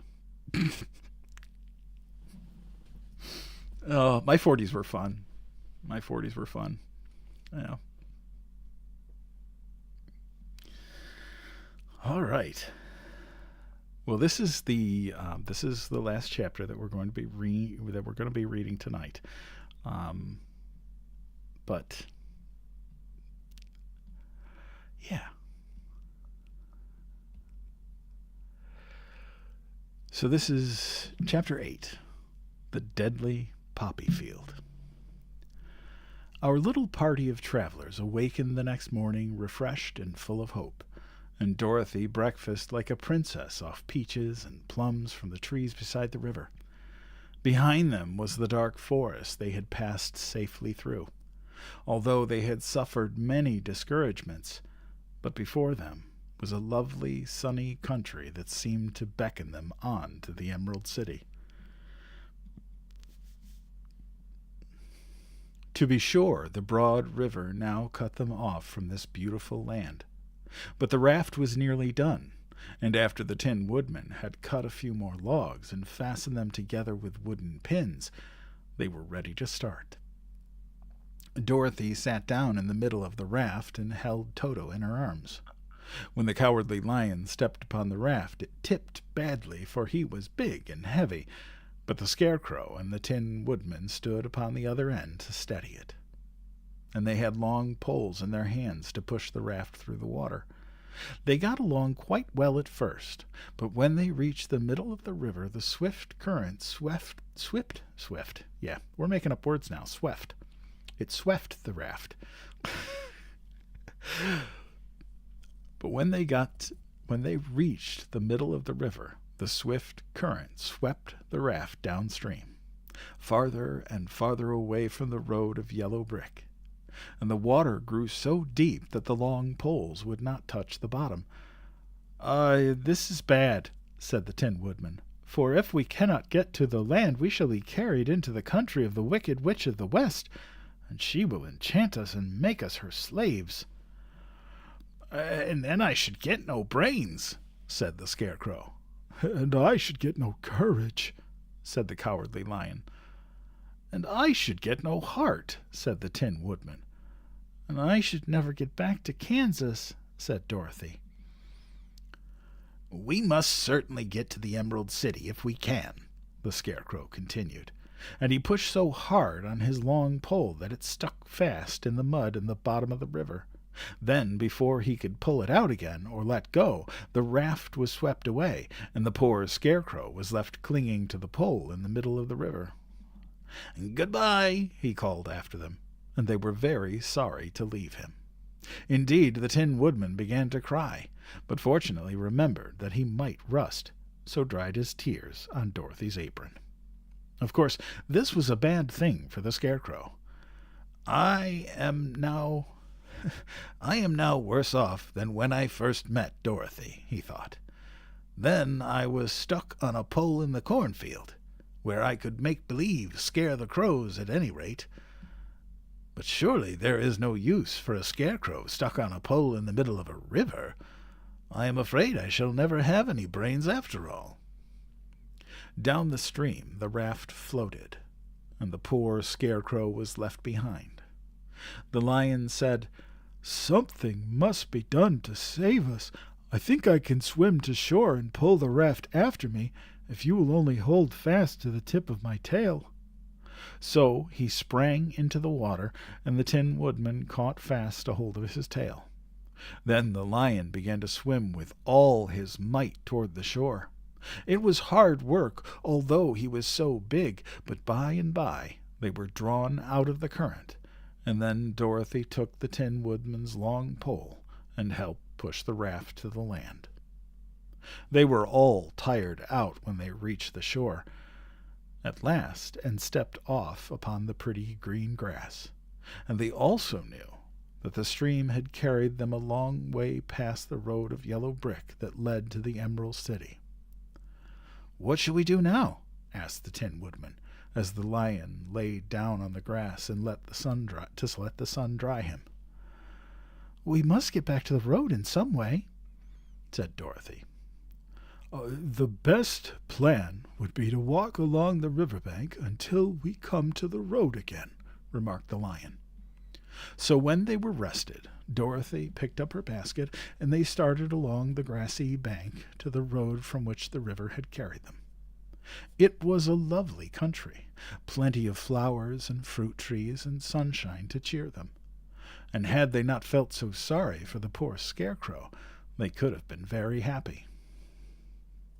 They walked along as fast as they could, Dorothy only stopping once to pick a beautiful flower, and after a time the Tin Woodman cried out, "Look!" Then they all looked at the river and saw the Scarecrow perched upon his pole in the middle of the water, looking very lonely and sad. "What can we do to save him?" asked Dorothy. The Lion and the Woodsman both shook their heads, for they did not know. So they sat down upon the bank and gazed wistfully at the Scarecrow until a stork flew by, who, upon seeing them, stopped to rest at the water's edge. "Who are you? Where are you going?" asked the stork. "I'm Dorothy," answered the girl. "And these are my friends, the Tin Woodman and the Cowardly Lion, and we are going to the Emerald City." "This isn't the road," said the stork, as she twisted her long neck and looked sharply at the queer party.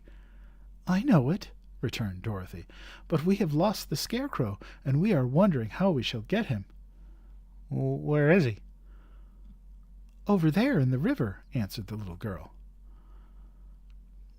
"No, if he wasn't so big and heavy, I could get him for you," remarked the stork. "He isn't heavy a bit," said Dorothy eagerly, "for he is stuffed with straw, and if you will bring him back to us, we shall thank you ever and ever so much." Well, I'll try," said the stork, "but if I find he's too heavy to carry, I shall have to drop him in the river again." So the big bird flew into the air and over the water till she came to where the Scarecrow was perched upon his pole. Then the stork, with her great claws, grabbed the Scarecrow by the arm and carried him up into the air and back to the bank, where Dorothy and the Lion and the Tin Woodman and Toto were sitting. When the Scarecrow found himself among his friends again, he was so happy that he hugged them all, even the Lion and Toto, and as they walked along, he sang "Tody-roddy-lody-ho" at every step. He felt so gay. "I was afraid I should have to stay in the river forever," he said, "but the kind stork saved me, and if I ever get any brains, I shall find the stork again and do her some kindness in return." "That's all right," said the stork, who was flying along beside them. "I always like to help anyone in trouble, but I must go now, for my babies are waiting in the nest for me. I hope you will find the Emerald City, and that Oz will help you." "Thank you," replied Dorothy, and then the kind stork flew into the air and was soon out of sight. They walked along, listening to the singing of the brightly colored birds and looking at the lovely flowers, which now became so thick that the ground was carpeted with them. There were big yellow and white and blue and purple blossoms, besides great clusters of scarlet poppies, which were so brilliant in color they almost dazzled Dorothy's eyes. "Aren't they beautiful?" the girl asked as she breathed in the spicy scent of the flowers. "I suppose so," answered the Scarecrow. "When I have brains, I shall probably like them better." "If I only had a heart, I should love them," said the Tin Woodman. "I always did like flowers," said the Lion. "They seem so helpless and frail, but there are none in the forest so bright as these." They now came upon more and more of the big scarlet poppies, and fewer of the other flowers, and soon they found themselves in the midst of a great meadow of poppies. Now it is well known that when there are many of these flowers together, their odor is so powerful that anyone who breathes it falls asleep. And if the sleeper is not carried away from the scent of the flowers, he sleeps on and on forever. But Dorothy did not know this, nor could she get away from the bright red flowers that were everywhere. So presently her eyes grew heavy, and she felt she must sit down to rest and to sleep. But the Tin Woodman would not let her do this. We must hurry and get back to the road of yellow brick before dark, he said, and the Scarecrow agreed. So they kept walking until Dorothy could stand no longer. Her eyes closed in spite of herself, and she forgot where she was and fell among the poppies, fast asleep. "What shall we do?" asked the Tin Woodman. "If we leave her here, she will die," said the Lion. "The smell of the flowers is killing us all. I myself can scarcely keep my eyes open, and the dog is asleep already." It was true. Toto had fallen down beside his little mistress, but the Scarecrow and the Tin Woodman, not being made of flesh, were not troubled by the scent of the flowers. "Run fast," said the Scarecrow to the Lion, "and get out of this deadly flower bed as soon as you can. We will bring the little girl with us, but if you should fall asleep, you are too big to be carried." So the Lion aroused himself and bounded forward as fast as he could. In a moment he was out of sight. "Let us make a chair with our hands and carry her," said the Scarecrow. So they picked up Toto and put the dog in Dorothy's lap, and then they made a chair with their hands for the seat and their arms for the arms, and carried the sleeping girl between them through the flowers. On and on they walked, and it seemed that the great carpet of deadly flowers that surrounded them would never end. They followed the bend of the river, and at last came upon their friend the Lion, lying fast asleep among the poppies. The flowers had been too strong for the huge beast, and he had given up at last, and fallen only a short distance from the end of the poppy bed, where the sweet grass spread in beautiful green fields before them. "We can do nothing for him," said the Tin Woodman sadly, "for he is much too heavy to lift. We must leave him here to sleep on forever, and perhaps he will dream that he has found courage at last." "I'm sorry," said the Scarecrow. "The Lion was a very good comrade for one so cowardly, but let us go on." They carried the sleeping girl to a pretty spot beside the river, far enough from the poppy field to prevent her breathing any more of the poison of the flowers, and here they laid her gently on the soft grass and waited for the fresh breeze to waken her.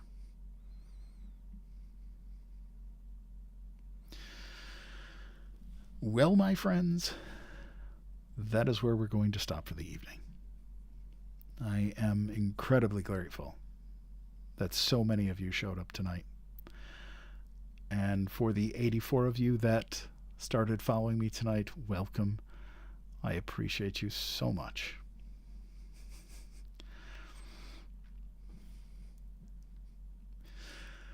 So, I'll be back on Wednesday, and we will continue our journey.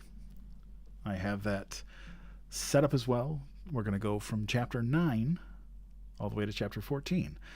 And then on Friday, we will be going from chapter 15 straight to the end of the book.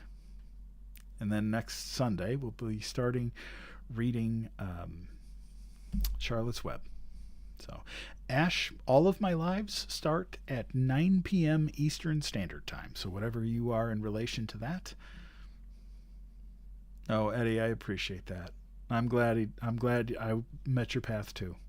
Truly.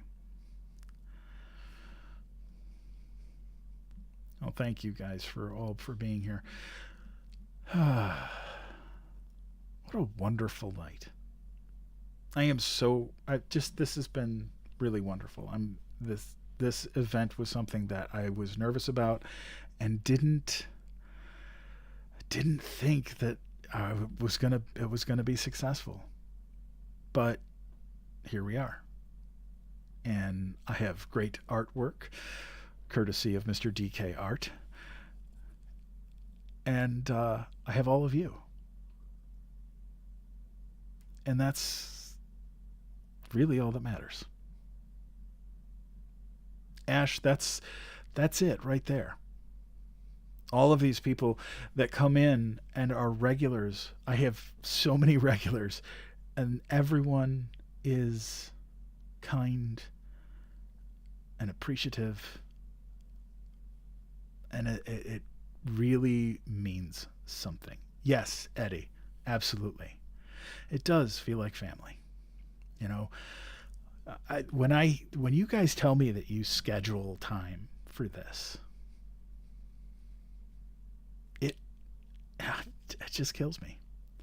You know, I get so many beautiful comments about how reading these stories, you know, brings people a feeling of calm and nostalgia and reconnects them with something they thought they had lost.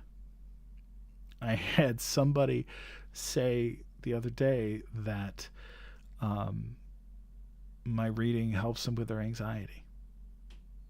I had somebody say that they didn't they didn't remember how much they loved being read to. And these are adults. I do have, you know, people that listen with their kids, but most of you are adults listening, just you. And when I get comments about how comforting, yeah, Shelley, you know, look, the world is, as far as I'm concerned, gone insane. And if I can sit here for 2 hours, 3 times a week, and bring you all a sense of calm and give you a space to be peaceful for a little while, then that's all that matters. And if I can build a community based on storytelling and kindness, I'll have done my job. So, you know, and it's funny because I started this whole thing because I missed reading to my kids. They're 18 and 20 now. So, and I found more and more people that just loved this so much. Oh, DK, dude, I so appreciate you, you know? And like when I decided I was going to do this and I wanted to work with an artist, you were the one that I thought of. The first person I thought I gotta get David to do this because it's your style. It would work with your style so much. And we've been friends, mutuals on this app for freaking 5 years now. And it has been a pleasure to get to know you. And, you know, I couldn't be more happy to do this. Um, yeah, it's a wonderful experience.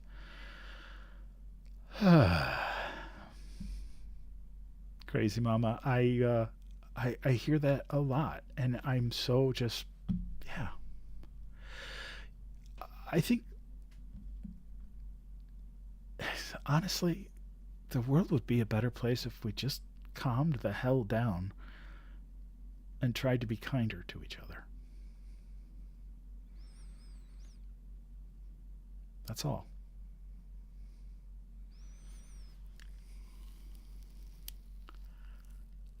Oh, awesome. Joe, I will look up your lives then. I love history because yes, Tessa, because kindness matters. It really does. You know, it's kindness is free. Sprinkle that shit everywhere. um, the Dalai Lama was quoted once as saying that his religion is simple. His religion is kindness. And I just have always taken that to heart. You know, kindness is what will save us. I firmly believe that. Well, thank you, all of you. You mean the world to me. And honestly, I would do this regardless of whether or not, you know, I get a little money from it. And it's grown a little bit, which is amazing because I'm still unemployed. But even if I didn't, even if I finally found a 9 to 5 to go back to, I would still do this because it is a source of joy for me. I could be feeling like crud, and I still want to come on and do this. Partly because I love it, and partly because I know you guys love it. So, anyway, so that is where we will leave the story for tonight. With Dorothy and her friends asleep in the quiet of the poppy field, not yet knowing what comes next. And thank you all for spending a little time with me here tonight. So join me on Wednesday as we continue their journey down the yellow brick road. And if you enjoy this story, if you're enjoying this story and would like to help support what I do, there are 2 subscription options. One is a subscription through my channel. It is $2.99 a month, and it helps keep the campfire lit. The other option is as a super fan. That is $9.99 a month. I didn't even know it existed until I found out I had 4 people subscribed that way. But subscribe or not, I am just glad that you're here. So until then, please be kind to each other. And be kind to yourself. Because kindness matters. And so do you. Good night, everybody.